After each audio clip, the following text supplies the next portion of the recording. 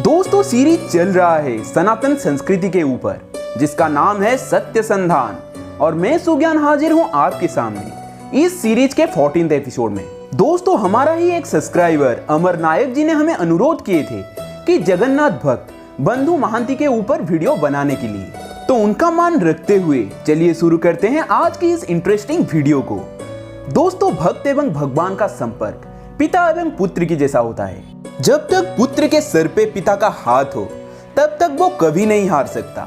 चाहे पुत्र कैसा भी हो, पिता कभी उसका अमंगल नहीं चाहेगा। इस अखंड सत्य के प्रमाण थे बंधु महांती। बंधु महांती का जन्म आज के उड़ीसा राज्य के जाजपुर जिले में हुआ था। बचपन से ही वो अपने माता पिता को गवा के संपूर्ण अनाथ बन गए थे। पड़ोसियों के हाथों वो पले बढ़े। उनका वो छोटी सी जमीन उनका सर्वस्व था।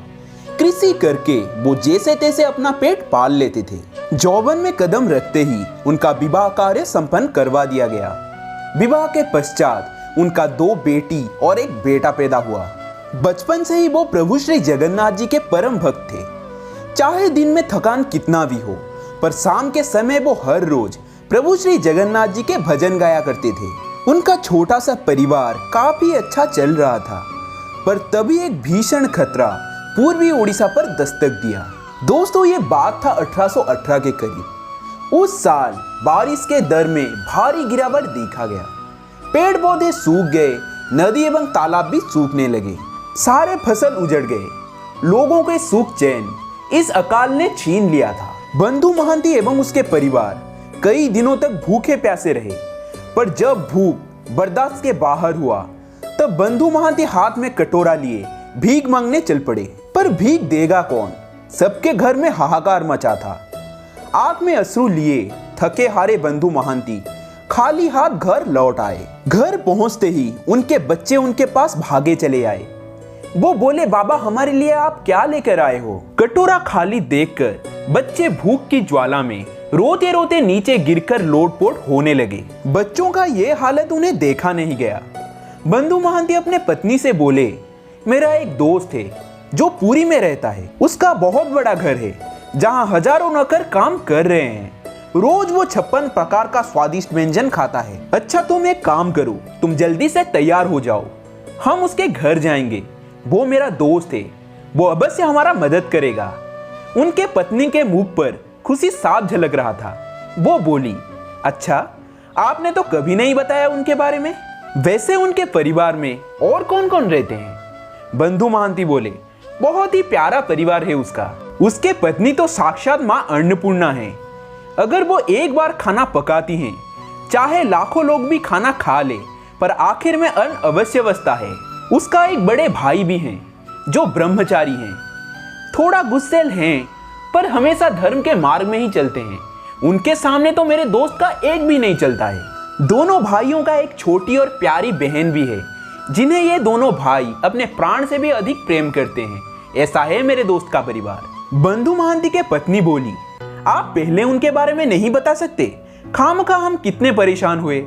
बंधु महांती बोले, अरे बाबा मेरे साथ ऐसे ही बात करती रहोगी या फिर चलोगी भी?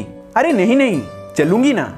ये बोलकर बंधु महांती के पत्नी मुस्कुराते हुए घर के अंदर चली गई और 2 जोड़ी कपड़ा एक थैले में लपेटकर निकल पड़ी एक सुदूर यात्रा में। कई दिन चलने के बाद बंधु महांती एवं उसका परिवार पुरी में पहुंच गए, पर तब तक रात हो चुका था। बंधु महांती के पत्नी बोली, आपने तो कहा था हमें आपके दोस्त के घर जाना है, पर आप यहाँ हमें कहाँ ले आए?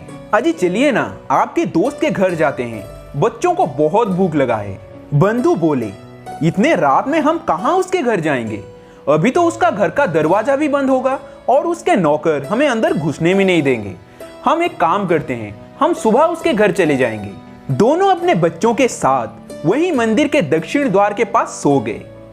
आधी रात को बंधु महांती का नींद अचानक टूट गया, क्योंकि कोई बड़े ही प्यार से उनके सर के ऊपर हाथ घुमा रहा था। बंधु उठकर देखे कि एक काले रंग के ब्राह्मण व्यक्ति उसके पास बैठे थे।